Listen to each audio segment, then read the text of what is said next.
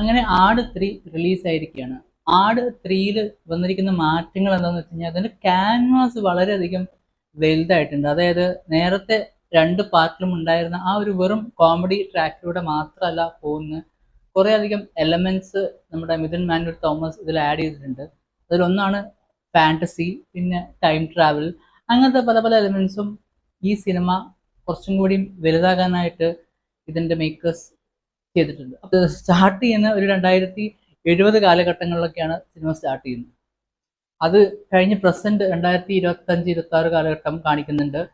Then we have 17th century, 17ാം നൂറ്റാണ്ട് കാണിക്കുന്നുണ്ട്. അതിലാണ് നമ്മൾ പറഞ്ഞ ടൈം ട്രാവലൊക്കെ ചെയ്ത് കാര്യങ്ങൾ പോകുന്നത്. അപ്പം എന്തായാലും നമ്മുടെ പാപ്പനും ഗ്യാങ്ങും ഫുൾ സ്വിങ്ങിൽ തന്നെ ഉണ്ട്.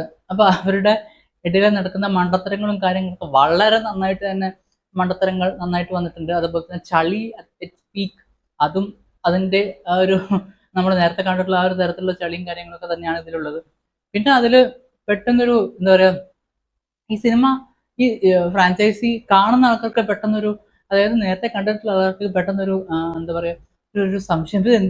അതായത് പെട്ടെന്നാണ് ഈ ഒരു ട്രാൻസിഷനൊക്കെ നടക്കുന്നത്. ഒരു പെർട്ടിക്കുലർ സീനിൽ കുറച്ച് കാര്യങ്ങൾ കാണിക്കുന്നുണ്ട്.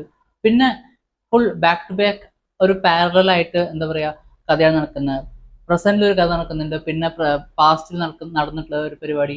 അപ്പൊ ഇതിലൊക്കെ ക്യാരക്ടേഴ്സ് വന്നിട്ട് നമ്മൾ നേരത്തെ പ്രൊമോഷൻ പരിപാടികളൊക്കെ, അതായത് ട്രെയിലേഴ്സിലൊക്കെ കണ്ട പോലെ തന്നെ ക്യാരക്ടേഴ്സ് അത് സെയിം. ജയസൂര്യയുടെ ക്യാരക്ടർ പാപ്പൻ ഇതിലുണ്ട്. 17th സെഞ്ചുറിയിൽ ഹീസ് ദയർ, ഒരു രാജാവിൻ്റെ ഒരു റോളാണ്. അപ്പൊ അത് നമ്മൾ ട്രെയിലറിൽ കണ്ടുകൊണ്ട് രാജാവാണെന്ന് അറിയാം. അപ്പോൾ അങ്ങനെയുണ്ട്. പിന്നെ വിനായകന്റെ ക്യാരക്ടർ രസകരമായിട്ടൊരു ക്യാരക്ടറാണ്. അസം ഖാൻ എന്ന് പറയുന്നൊരു ക്യാരക്ടറാണ്. ആരാണെന്നൊന്നും പറയുന്നില്ല, സിനിമ കണ്ട് തന്നെ മനസ്സിലാക്കുന്നതാണ് നല്ലത്. അപ്പൊ അങ്ങനെ പാരലായിട്ട് കഥ നടക്കുന്നുണ്ട്.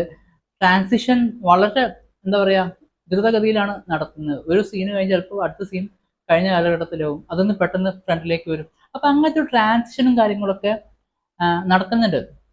അപ്പൊ ഇത് ആൾക്കാരിലേക്ക് എത്തുന്നു എന്ന് ചോദിച്ചു കഴിഞ്ഞാൽ എത്തുന്നുണ്ട്. ബട്ട് ദെൻ ഫുള്ളായിട്ട് എത്തുന്നുണ്ടോ ചോദിച്ചു കഴിഞ്ഞാൽ കുഴപ്പമില്ല. വലിയ പ്രശ്നങ്ങളില്ലാതെ തന്നെ നമ്മുടെ ഡയറക്ടർ ചെയ്യാനായിട്ട് ശ്രമിച്ചിട്ടുണ്ട്. കുഴപ്പമില്ല, രസമുണ്ട്. കാരണം ആൾക്കാർ ചിരിക്കുന്നുണ്ട്. അതാണ് നമുക്ക് സിനിമയുടെ മേജർ ഹൈലൈറ്റ് എന്ന് പറയുമ്പോൾ, ആൾക്കാരെ ചിരിപ്പിക്കാൻ പറ്റണം. അതാണ് സിനിമയുടെ ഒരു പരിപാടി. കാരണം ആ ഒരു ജോണറാണ്. അപ്പൊ അങ്ങനെ ഒരു ഫാന്റസി, കോമഡി, ഇങ്ങനത്തെ ഒരു തരത്തിലൊക്കെ നന്നായിട്ട് പോകുന്ന ഒരു സിനിമയാണ് നമ്മുടെ ഈ പറയുന്ന ആട് 3. പിന്നെ ഇതിന്റെ എൻഡിങ് എന്ന് പറയുമ്പോൾ it is opening to next part. അതായത് ഒരു പാട്ടും കൂടി ഉണ്ട്, നമ്മുടെ ഡയറക്ടറും ഒക്കെ പറഞ്ഞിട്ടുണ്ട്. അപ്പൊ അതിനുള്ളിലേക്കുള്ള ഒരു എൻട്രിയാണ്. അപ്പൊ എന്തായാലും അങ്ങനത്തെ പരിപാടികളൊക്കെ നന്നായിട്ട് വന്നിട്ടുണ്ട്. പാട്ടൊക്കെ ആണെങ്കിലും കുഴപ്പമില്ല, നന്നായിട്ട്. ഷാന്റെ മ്യൂസിക് നന്നായിട്ട്.